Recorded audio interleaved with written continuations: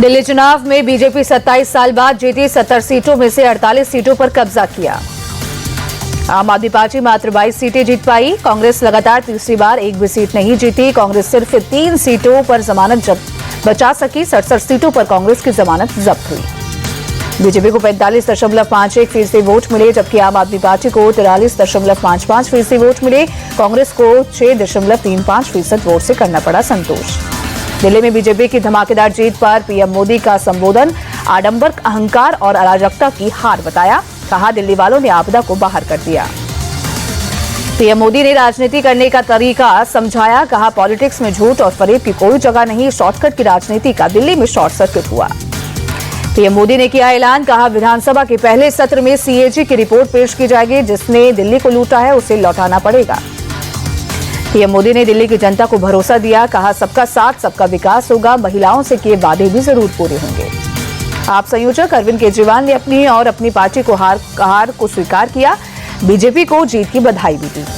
केजरीवाल ने जनता को भरोसा दिया। कहा, न सिर्फ हम मजबूत विपक्ष की भूमिका निभाएंगे, बल्कि आपके सुख दुख में साथ रहेंगे।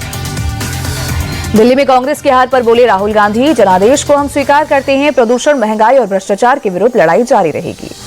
दिल्ली चुनाव के नतीजों पर कांग्रेस सांसद प्रियंका गांधी बोली, जनता बदलाव चाहती थी और वही हुआ है।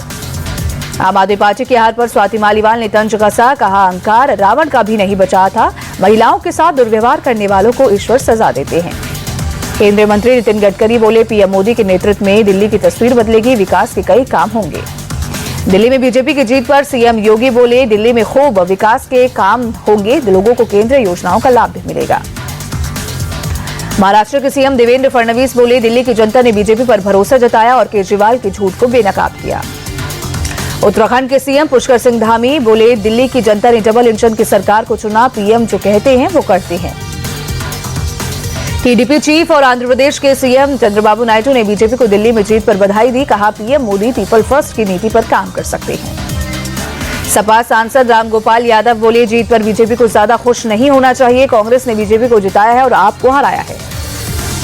बंगाल बीजेपी के नेता शुभेंदु अधिकारी बोले, दिल्ली की जीत हमारी है। 2026 में बंगाल की बारी है। दिल्ली विधानसभा चुनाव के नतीजों पर शुभेंदु अधिकारी का बयान, आपने जनता के साथ विश्वासघात किया और जनता ने उसका सबक सिखा दिया है।